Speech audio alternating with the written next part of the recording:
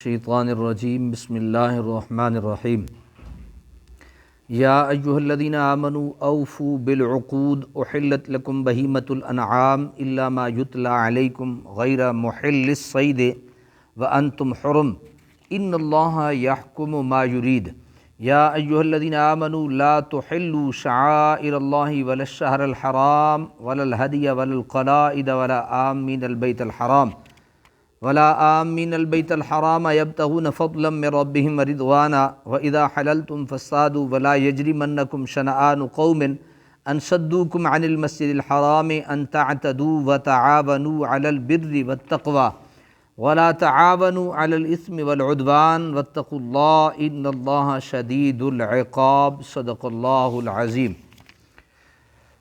سورہ مائدہ ہے اور اس کی آج ہم پہلی 2 آیتیں سماعت کریں گے۔ سورۃ مائدہ مدنی سورہ ہے۔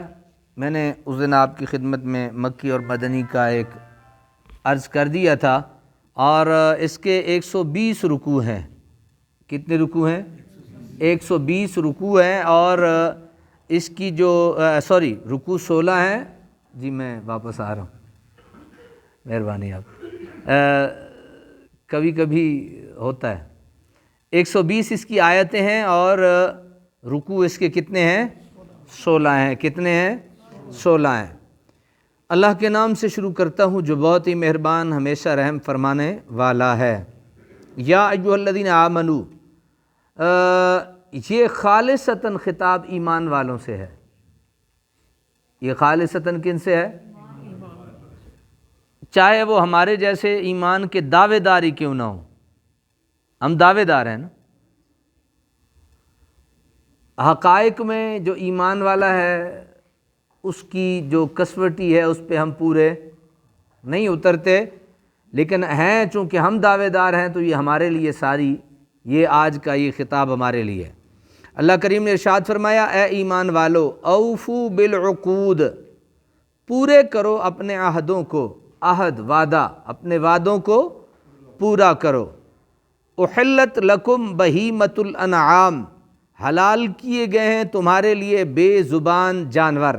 اب سب سے پہلے دیکھ لیتے ہیں کہ اللہ تعالیٰ نے حکم فرمایا کہ اپنے وعدوں کو پورا کرو، جس طرح وعدہ کیا گیا ہو اسی کے مطابق اس کو پورا کرنا وفا اور ایفا کہتے ہیں۔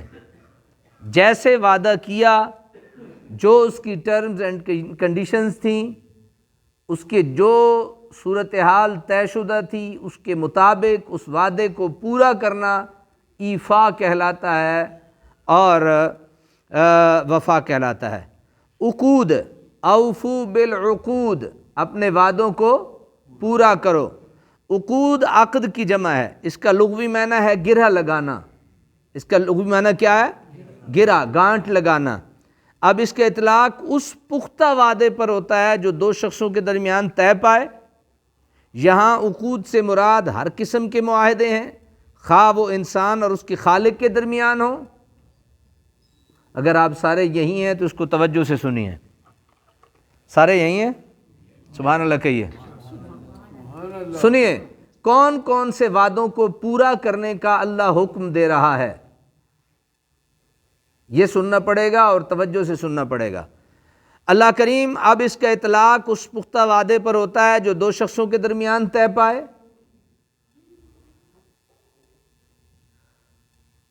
خواہ وہ انسان اور اس کے خالق کے درمیان ہو یا انسان اور انسان کے درمیان ہو، چاہے مخلوق کے ساتھ کیا گیا ہو وعدہ یا خالق کے ساتھ کیا گیا ہو۔ اور خالق کے ساتھ ہم یہ وعدہ کر چکے ہیں، الست بربکم، اللہ نے ہم سے پوچھا تھا کیا میں تمہارا رب نہیں ہوں؟ ہم نے بیک زبان یہ کہا تھا، قالوا بلا، اے میرے اللہ تو کیوں نہیں، تو ہی ہمارا رب ہے۔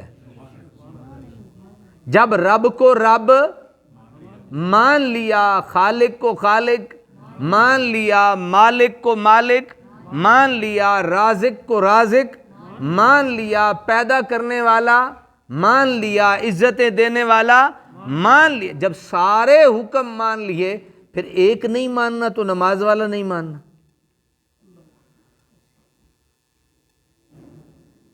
قیامت والے دن سب سے پہلا سوال اول ما یحاسب بہ العبد الصلاۃ، سب سے پہلا جو سوال ہوگا قیامت والے دن بندے سے وہ ہوگا صلاۃ، نماز کا۔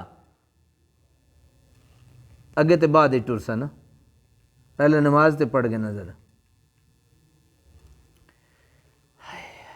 ان کا تعلق دینی احکام سے ہو، اب یہ بھی سن لیجئے، خواہ مخلوق سے ہو یا خالق سے، وعدے دین کے احکام کے ہوں یا دنیاوی معاملات کے ہوں، سب اس میں درج ہیں اور سب کی پابندی کا ہمیں حکم دیا جا رہا ہے۔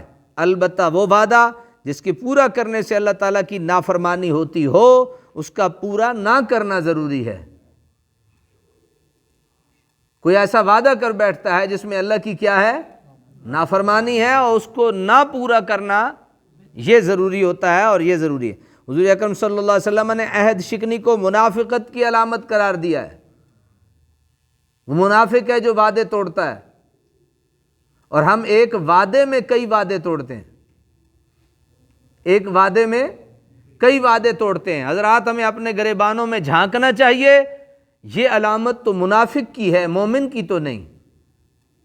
یہ وعدے توڑنا منافقوں کا کام ہے، مومنوں کا کام نہیں۔ میرے آقا صلی اللہ علیہ وسلم نے ارشاد فرمایا، آیت المنافق ثلاث، منافق کی کتنی علامتیں ہیں؟ 3۔ پہلی علامت یہ ہے، اذا وعد اخلف، وعدہ کرتا ہے وعدے کی خلاف ورزی کرتا ہے۔ مومن وعدے کی خلاف ورزی نہیں کرتا۔ اگر کسی میں یہ سقم، یہ کمزوری، یہ بیماری روحانی ہے تو آج کے بعد اپنی اس بیماری کو درست کر لے، کیونکہ وعدے کو توڑنے والے منافق کہلاتے ہیں، وعدہ توڑ چڑھانے والے مومن کہلاتے ہیں۔ وہ ہے نا، پتہ نہیں یہ گانا ہے یا جو بھی ہے، مجھے نہیں پتہ، میں اس کے ساتھ میں نے عمومی طور پہ لوگ بول دیتے ہیں وہ وعدہ ہی کیا جو وفا ہو گیا، مجھے نہیں پتہ یہ کیا ہے، مجھے نہیں پتہ، لیکن جملہ غلط ہے۔ یعنی یہ اللہ تعالیٰ کے حکم کی خلاف ورزی میں یہ جملہ ہے، وہ وعدہ ہی کیا جو وفا ہو گیا۔ چاہے اس کو طنز میں لو، بولا کسی نے طنز میں ہی ہوگا، اس کو وہ وعدہ ہی کیا جو وفا ہو گیا، طنز میں بولا ہوگا، لیکن اللہ یہ کہتا ہے کہ ایمان والوں کی علامت یہ، کیونکہ درس ایمان والوں کو ہو رہا ہے، اور کتنے خوش نصیب ہیں وہ ایمان والے جنہیں اللہ تعالیٰ، ہم کہتے ہیں نا، ہمارے جب کسی کو کوئی ڈانٹا جائے، کسی معاملے میں سمجھایا جائے تو کہتے ہیں شکر کرو یار تمہیں کوئی سمجھانے والا ہے۔ ایمان والو، تمہیں شکر ادا کرنا چاہیے کہ تمہیں تمہارا رب بار بار سمجھا رہا ہے، بار بار سمجھا رہا ہے۔ ایمان والو اوفو بالعقود، ایمان والو تمہاری شان یہ ہے کہ تم تو وعدے پورے کرنے والے ہو، وعدے توڑ چاڑنے والے ہو، وعدے توڑنے والے نہیں ہو۔ اخلاق کا کتنا بہترین درس ان 2 لفظوں میں دیا گیا، اوفو بالعقود، یہ اخلاق ہے، کتنا بہترین درس دیا گیا، کاش ہم سمجھیں اور عمل بھی کریں۔ آگے ارشاد فرمایا، احلت لکم بہیمۃ الانعام، حلال کیے گئے تمہارے لیے بے زبان جانور۔ احکام الہی کا ذکر شروع ہو رہا ہے جن کی تعمیل کا وعدہ ہر مسلمان اسلام قبول کرتے وقت اپنے رب سے کیا کرتا ہے۔ پہلا حکم یہ ہے کہ ان جانوروں کے علاوہ جن کا ذکر آگے آ رہا ہے، دوسرے مویشی تمہارے لیے حلال ہیں۔ مشرکین عرب نے اپنے باطل عقائد اور فاسد خیالات کی وجہ سے کئی مویشی اپنے اوپر حرام کر رکھے تھے، مثلاً بحیرہ وغیرہ، نیز کئی مویشی بطور سزا بنی اسرائیل پر حرام کر دیے گئے تھے۔ مسلمانوں کو حکم دیا کہ یہ جانور تمہارے لیے کیا ہیں؟ حلال ہیں۔ بہیمہ کا معنی علامہ راغب نے کیا ہے کہ مالا نطق لہو، یعنی بے زبان، جو بول نہ سکے، نطق نہ کر سکے، بول نہ سکے، اس کو بہیمہ کہتے ہیں۔ ترجمہ میں نے یہی معنی اختیار کیا ہے۔ بعض علماء کی رائے یہ ہے کہ ہر چوپائے کو بہیمہ کہا جاتا ہے، ہر چوپائے کو بہیمہ کہا جاتا ہے۔ اسم لکل ذی اربع، اس صورت میں اس کی اضافت انعام کی طرف اضافت بیانیہ ہوگی۔ بعض دیگر اہل علم کا خیال ہے کہ بہیمہ سے مراد چرنے والے شکاری جانور ہیں، مثلاً ہرن، نیل گائے وغیرہ۔ بہرحال احلت لکم بہیمۃ الانعام، جو بھی ہوں، ہمارے لیے چوپائے ہوں یا بے زبان ہوں یا چارہ کھانے والے ہوں، کیا ہیں؟ حلال۔ الا، مگر، ما یتلا علیکم غیر محل الصید وانتم حرم، سوائے ان کے جن کا حکم پڑھ کر سنایا جائے گا تمہیں۔ نہ حلال سمجھو شکار کو جب کہ تم احرام باندھے ہو، یعنی احرام بندھا ہوا ہو تو شکار جائز نہیں، حلال جانور کا بھی شکار جائز نہیں۔ بیشتر احکام جو اس وقت نازل ہو رہے تھے وہ عرب کے درینہ رسم و رواج اور ان کے آبائی عقائد کے بالکل خلاف تھے، اس لیے احتمال تھا کہ سوال و جواب کا سلسلہ شروع ہو جائے، ایسا حکم کیوں دیا گیا، اسے کیوں حرام اور اسے کیوں حلال کیا گیا وغیرہ وغیرہ۔ اس لیے یہ فرما کر ان تمام چمگوئیوں کا دروازہ ہی بند کر دیا کہ اللہ تعالیٰ کا حکم ہے اور وہ جو چاہتا ہے حکم فرماتا ہے، یعنی تمہیں یہ جرت نہیں ہونی چاہیے کہ کیوں، جس طرح ہماری عادت کیوں، یہ کیوں والی جرت کی حوصلہ شکنی کی گئی ہے، اور کہا گیا ہے کہ تمہارا رب ہے، اس نے تمہیں حکم دیا، بس عمل کرو، میں تمہارا باپ نہیں ہوں میرا کہنا نہیں مانو گے، صرف باپ ہو کہ اتنی تڑیاں دیتا ہے تو وہ تو رب ہے، وہ اپنا آپ نہیں جتا سکتا، اس نے کہا میں تمہارا رب ہوں میری بات مانو، بس بات ختم، یہ کیوں اور یہ کیسے یہ والے سوال مجھ سے نہیں کرنے۔ اللہ تعالیٰ کا حکم ہے اور وہ جو چاہتا ہے حکم فرماتا ہے۔ جب تم نے اس کا بندہ ہونے کا اعتراف کر لیا، اس کو علیم و حکیم تسلیم کر لیا اور اس کے احکام کی تعمیل کا وعدہ کر لیا، اب کیل و کال کیسی، یقین محکم سے ہر ارشاد کی پیروی کرتے جاؤ، بس مانو اب رب کے۔ ان اللہ یحکم ما یرید، بے شک اللہ تعالیٰ حکم فرماتا ہے جو چاہتا ہے۔ یہ پیچھے جو بیان ہوا نا، الا ما یتلی علیکم غیر محل الصید وانتم حرم، جب احرام کی حالت میں ہو تو شکار تم پہ حرام ہے، اب وہ کیوں والی بات آنے سے پہلے اللہ نے ارشاد فرما دیا، ان اللہ یحکم ما یرید، اللہ جو چاہتا ہے حکم کرتا ہے، تمہاری ایسی کی تیسی، تمہاری جرت کہ تم عمل نہ کرو، اللہ ہے نا، بس اللہ نے حکم دیا اس پہ عمل کرو، بس اب کیل کال اور کوں کہاں اور کیوں کیسے یہ سوال نہیں چلے گا۔ اگلا پھر حکم سنیے، پھر ایمان والوں کو خطاب ہو رہا ہے، یا ایھا الذین آمنو، اے ایمان والو، لا تحلوا شعائر اللہ، بے حرمتی نہ کرو اللہ کی نشانیوں کی، بے حرمتی نہ کرو اللہ کی، بے ادبی نہ کرو اللہ کی نشانیوں کی۔ یہ قرآن کیا ہے؟ اللہ کی جی، صفا مروہ کو اللہ نے کہا یہ میری نشانیاں ہیں، ان الصفا والمروہ من شعائر اللہ، یہ اللہ کی، ومن يعظم شعائر اللہ، جو اللہ کی شعائر کی تعظیم کرتا ہے، یعنی اللہ تعالیٰ نے اپنی نشانیوں کا ادب کرنے کا ہمیں حکم دیا ہے۔ یہ اللہ کے ولی بھی اللہ کی نشانیاں ہوتے ہیں، اس لیے ہم کسی کی بے ادبی نہیں کریں گے اور کر سکتے بھی نہیں۔ لا تحلوا شعائر اللہ، اللہ کی نشانیوں کی کیا نہ کرو؟ بے حرمتی نہ کرو۔ امام ابن جریر، اب شعائر کی بات ہو رہی، شعائر کی تحقیق کرتے ہوئے لکھتے ہیں یہ شعیرہ بروزن فعیلہ کی جمع ہے، یعنی شعیرہ کی جمع کیا ہے؟ شعائر، شعیرہ کی جمع کیا ہے؟ شعائر، اس کا معنی ہے وہ علامت جس سے کسی چیز کی پہچان ہو سکے، نہیں سمجھے؟ وہ جس سے کسی چیز کی پہچان ہو سکے، کسی ذات کی، اس کو اس کی نشانی کہتے ہیں۔ جوتیاں کوئی اٹھا کے لے جائے نا تو وہ نشانیاں لگا دیتے ہیں، یہ دھوبیوں کے پاس جاؤ وہ بھی کپڑوں پہ نشانی لگا دیتے ہیں کہ گڈ مڈ نہ ہو جائے، تو اللہ نے اپنی کوئی نشانی نہیں بھیجی کہ اس کو پہچانا جا سکے۔ سب سے بڑی نشانی قد جاءکم برہان من ربکم وانزلنا الیکم نورا مبینہ، سب سے بڑی نشانی اور سب سے بڑی دلیل تو اللہ تعالیٰ نے محمد رسول اللہ کو بنا کے دیا۔ تو اللہ تعالیٰ یہ کہنا چاہتا ہے کسی بھی میری نشانی کی، کسی بھی میرے شعیرہ کی، شاعر کی بے حرمتی نہ کرنا، تو جو سب سے بڑی نشانی ہے اس کی بے ادبی کیسے ممکن ہو سکتی ہے؟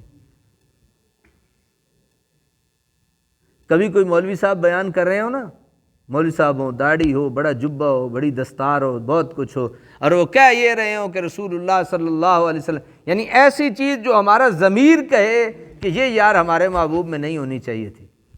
یہ جو مولوی صاحب بیان کر رہے ہیں نا، یہ ہمارے نبی میں نہیں ہونی چاہیے تھی، وہ بڑا بے مثل اور بڑا بے مثال اللہ تعالیٰ نے مخلوق میں پیدا کیا ہے میرے محمد کو۔ اس مولوی سے ساتھ چھوڑ دو، اس مولوی کا ساتھ تمہیں جنت نہیں لے کے جائے گا۔ یہ میں نے ایک بہت بڑی ایک بات کہہ دی ہے، ہر آدمی عقل رکھتا ہے، اور عقل والا شخص جو کہے نا وہ، اور آپ کو پتہ ہے اس الو کے پٹھے بغیرت نے مرزا نے کیا کہا تھا؟ اس نے یہ جملہ استعمال کیا تھا، تم کہتے ہو کہ محمد یہ ہے، محمد یہ ہے، وہ تو اپنا پیشاب نہیں روک سکتا۔ جی یہ ذرا اس کی گندگیاں بھی سنا کریں نا، اس کی لپڑی شپڑی باتوں اور اس کی تیز اور مرچ مسالے والی باتوں کی طرف نہ جایا کریں، اس کی یہ گندی باتیں بھی سنا کریں یہ کیا کہتا ہے۔ دیکھیں نا ہم عالم ہے، نہ میرا اور اس کی کوئی زمین سانجھی ہے، نہ کوئی کاروبار سانجھا ہے، اگر اس کے ساتھ میری عداوت ہے تو صرف اس وجہ سے کہ وہ رسول اللہ صلی اللہ علیہ وسلم کا اور اللہ کے نیک بندوں کا دشمن ہے، اس لیے میں اسے بہت کچھ جو ہے وہ اپنے وجود تک سمجھتا ہوں۔ دنیا کا غلیظ اور گندہ ترین انسان وہی ہوتا ہے جو اپنے بڑوں کا احسان فراموش ہوتا ہے۔ میری بات آپ سمجھے ہیں کہ نہیں؟ ہر ایک کے پیچھے پڑ جانا، اس کے پیچھے لگ جانا، یہ عقل مندوں والی نشانی نہیں۔ عقل مند وہ ہوتا ہے جو دیکھتا ہے، چھان بین کرتا ہے۔ پھر بہرحال یہ سن لیجئے، انشاءاللہ مزہ دے گا۔ وَشَعَائِرُهُ الَّتِي جَعَلَهَا أَمَارَاتٍ بَيْنَ الْحَقِّ وَالْبَاطِلِ، پہلے ہی بتایا نا کہ کسی سے کسی چیز کی پہچان ہو جائے اس کو شعیرہ کہتے ہیں، شاعر کہتے ہیں۔ دوسری یعنی جس سے حق و باطل کی شناخت ہو سکے ان کو شاعر اللہ کہتے ہیں۔ اب یہ مختلف تعریفیں آ رہی ہیں، آخر میں رزلٹ نکلے گا۔ اور آیت کا مطلب یہ ہے کہ جن احکام کو اللہ تعالیٰ نے اسلام کا ترہ امتیاز مقرر فرمایا ان کی پابندی کرو، جن حدود کو قائم کیا ان سے تجاوز نہ کرو، جن چیزوں کے استعمال سے روکا ہے ان کے قریب مت جاؤ، اس کو کیا کہتے ہیں؟ ہدن ہدیون، اس قربانی کے جانور کو کہا جاتا ہے جو حرم شریف کی حدود میں ذبح کرنے کے لیے کوئی اپنے ہمراہ لے جائے۔ قلائد یعنی آگے آ رہا ہے نا، ولل ہدیہ ولل قلائد، اب اس طرف چلے گئے۔ اب سمجھ آ گئی کہ اللہ تعالیٰ کی جو نشانیاں ہیں نا، ان نشانیوں کو جو کبھی بے حرمتی نہ کرنا، اور دوسری چیز کن کی بے حرمتی نہ، ولل ہدیہ، اور نہ حرم کو بھیجی ہوئی قربانیوں کی۔ یہ قربانیاں پتہ ہے آپ کو ایک مسئلہ ہے فقہی، پھر عرض کر دیتا ہوں کہ جو ایک حج کرنے والا جاتا ہے اور وہ ان کو قلائد پہناتے ہیں اور قربانی ساتھ لے کے جاتے ہیں، اللہ نے کہا ان کی بھی بے حرمتی نہیں کرنی، ان جانوروں کی بھی بے حرمتی۔ قربانی کا جانور آپ نے مختص کر لیا، اب اس سے کوئی محنت مزدوری، عمومی طور پہ بیلوں کو کنووں پہ جوت دیا جاتا تھا، پانی نکالنے کے لیے، ہل جوتنے کے لیے ان کو استعمال کیا جاتا تھا۔ جب قربانی کے لیے مختص کر دیا گیا اب اس سے کوئی محنت مزدوری، اب اس کی تعظیم لازم ہے، اب اس کی بے حرمتی نہیں کرنی۔ ولل قلائد، اور وہ جانور جن کے گلے میں پٹا نشانی کے طور پہ ڈال دیا جاتا تھا کہ یہ قربانی کے جانور ہیں، یہ کیا ہے؟ ان کی بھی بے حرمتی نہیں کرنی۔ وہ اللہ کتنا عظیم ہے جو چھوٹی چھوٹی چیزیں بتا کے ہمیں کہہ رہا ہے ان چھوٹیوں کی نہیں کرنی، بڑیوں کی تو کجا۔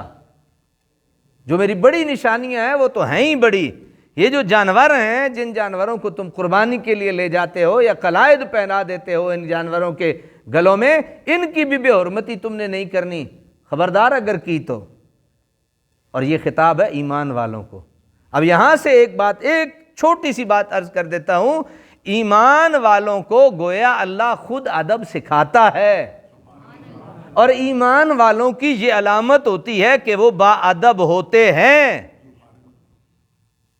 میری بات سمجھے یا نہیں؟ اگر کسی نے اپنے آپ کو دیکھنا ہو کہ وہ ایمان والا ہے یا نہیں ہے تو وہ دیکھ لے اپنے بڑوں کا ادب کرتا ہے یا نہیں کرتا۔ اگر کرتا ہے تو وہ ایمان والا ہے، اگر نہیں کرتا وہ ایمان والے ہونے کا دعوے دار ہو سکتا ہے، حقیقت میں ایمان والا۔ میری بات سمجھ گئے یا نہیں؟ کوئی اس میں تھوڑا بہت اگر لچک ہے تو مجھے عرض کر دیجئے، میں اس میں عرض کر دیتا ہوں آگے جی۔ ولا آمین البیت الحرام، اور نہ بے حرمتی کرو جو قصد کیے ہوئے ہیں بیت حرام کا، یبتغون فضلا من ربہم ورضوانا، طلب کرتے ہیں اپنے رب کا فضل اور اس کی رضا۔ اب دیکھ لیجیے جن چیزوں کے استعمال سے کہاں تک پہنچے، آمین، قصد کرنے والے، ارادہ کرنے والے، یہ لفظی تحقیق کے بعد اب اس آیت کا شان نزول ملاحظہ ہو۔ حطمہ بن ہند البکری بارگاہ رسالت مآب میں حاضر ہوا اور حضور صلی اللہ علیہ وسلم سے اسلام کی حقیقت کے متعلق دریافت کیا۔ حضور صلی اللہ علیہ وسلم نے اسلام کی حقیقت اس کے سامنے پیش فرمائی۔ سن کر کہنے لگا مجھے سوچنے کا موقع دیجئے، میں اپنے ساتھیوں کے ساتھ مشورہ بھی کر لوں، امید ہے ہم سب آپ کا دین قبول کر لیں۔ اس کے حاضر خدمت ہونے سے پہلے ہی حضور نے اپنے صحابہ کو بتا دیا تھا آج تمہارے پاس قبیلہ ربیہ کا ایک ایسا آدمی آ رہا ہے جو شیطان کی زبان سے گفتگو کرے گا۔ کہہ دو یار سبحان اللہ یار، اپنے نبی کا یہ کمال نظر نہیں آیا کہ نبی نے اس بغیرت کے آنے سے پہلے بتا دی؟ تو یہ کمال نہیں ہے؟ یہ علم غیب نہیں ہے؟ وہ تو ابھی آیا نہیں اور میرے نبی نے بتا دیا کہ ایسا آ رہا ہے جو شیطان کی زبان بولے گا۔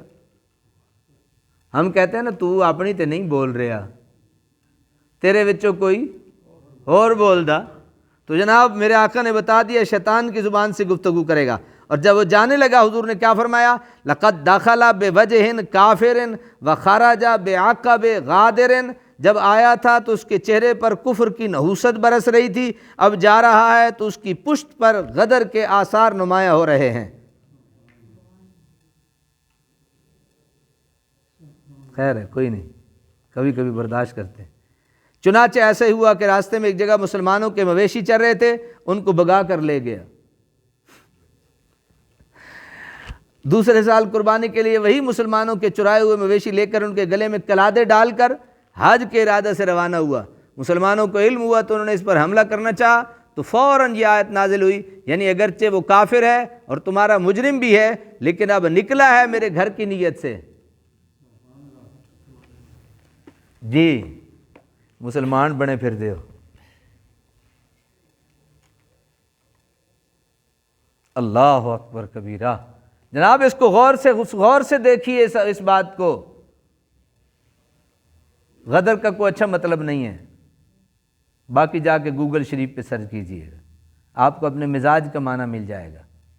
میں اتنا بتا دیتا ہوں کہ غدر کا کوئی اچھا معنی نہیں، یہ منافق کے روپ میں آتا ہے، یہ بے وفا کے روپ میں آتا ہے، سمجھے؟ یہ دوغلے منہ والے، دو منہ والے کے اس میں آتا ہے یہ۔ لیکن اس طرف توجہ لائیے اپنی، آیا آنے سے پہلے میرے آقا نے بتا دیا، گیا جانے کے بعد بتا دیا۔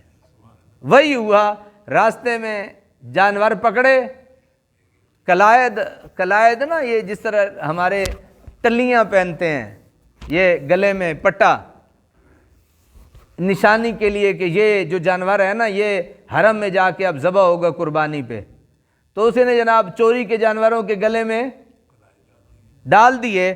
جب ڈال دیا وہ لے کے آ رہا تھا، مال چوری کا تھا، سب نے پہچان بھی لیا اپنا مال، سب نے پہچان بھی لیا اپنا مال، اور حج کے ارادے سے روانہ ہوا۔ مسلمانوں کو علم ہوا تو انہوں نے اس پر حملہ کرنا چاہا، مسلمانوں نے اس پر بے چوری دے مال تو ساڑھا لے کے تو جناب پٹے پا کے لے کے آ رہے ہیں تو انہوں نے اس پر حملہ کرنا چاہا تو فوراً یہ آیت نازل ہوئی، یا ایھا الذین آمنوا لا تحلوا شعائر اللہ ولا الشہر الحرام ولا الہدی ولا القلائد ولا آمین البیت الحرام۔ اونچی سبحان اللہ کو۔ اللہ نے یہ حکم دے دیا، مینوں پتہ ہے چوری دا مال ہے تہاڈا ہے، پر انہاں دے گلیاں چ ہن آ گیا پٹا،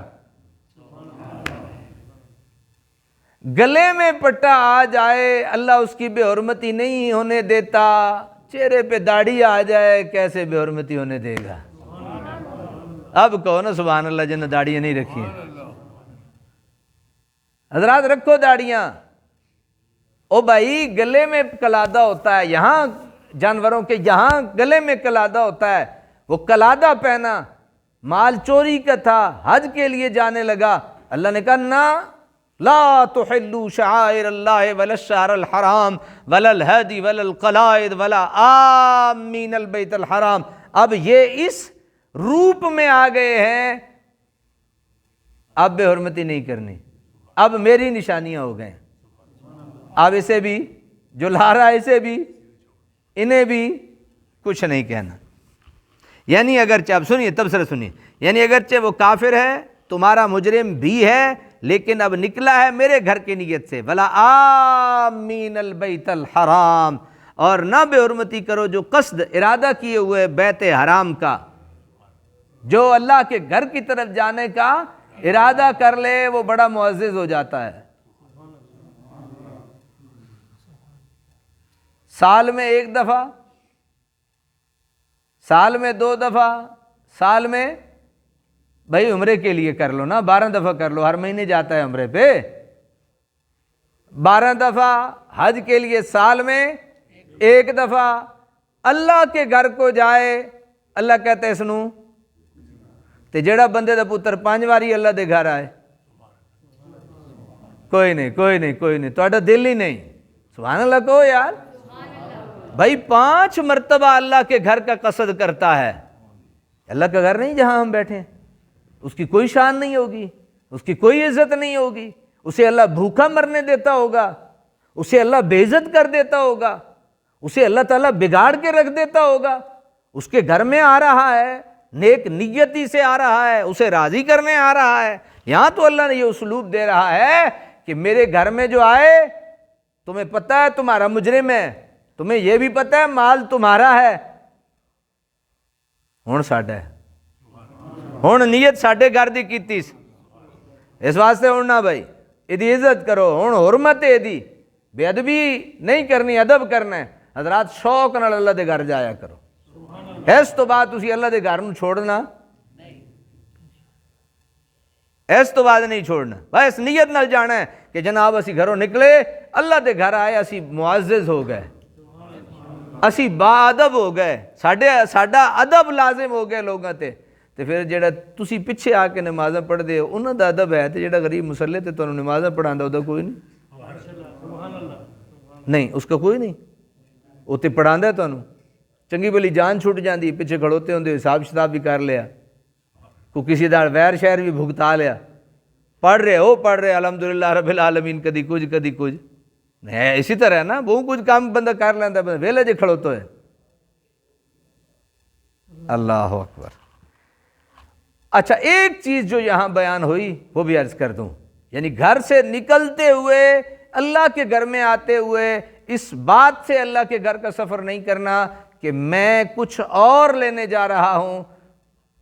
ہزاروں نیتیں ہو سکتی ہیں، نیت ایک کرنی ہے، یبتغون فضلا من ربہم ورضوانا، اپنے رب کا فضل اور اس کی رضا لینے کے لیے جا رہا ہوں.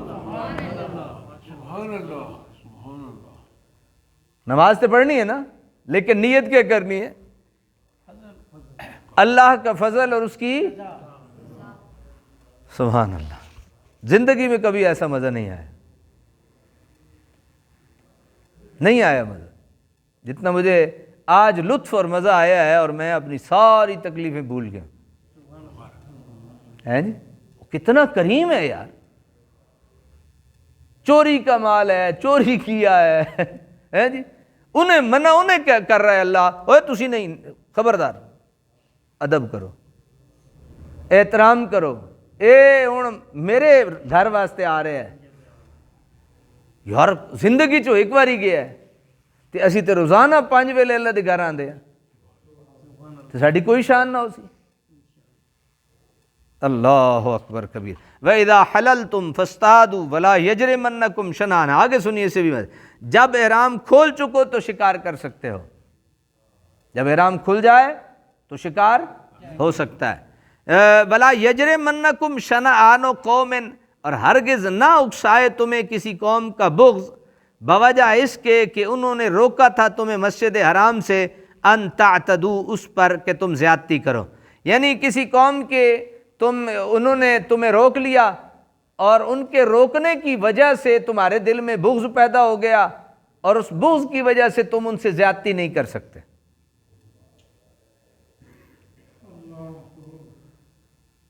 آکھو اٹ دے جواب پتھر۔ یہ مومنوں کو اللہ کا حکم ہو رہا ہے۔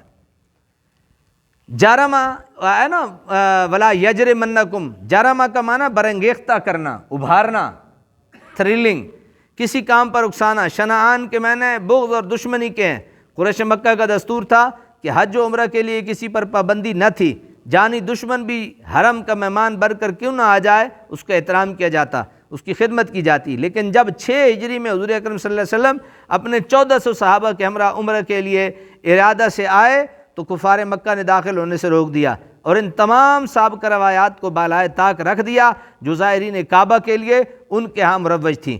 مسلمانوں کو کتنا صدمہ پہنچا ہوگا اور ان کے غصے کی کیا کیفیت ہوگی، اس کا اندازہ آپ آسانی سے لگا سکتے ہیں۔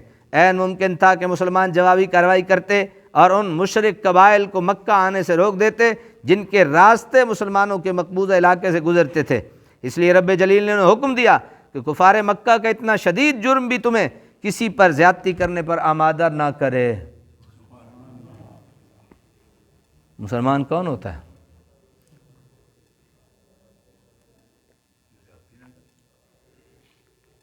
زیادتی ہونے کے باوجود زیادتی نہ کرے۔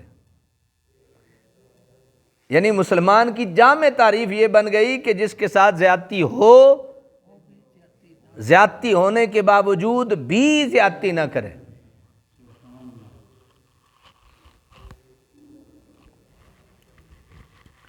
اللہ اکبر۔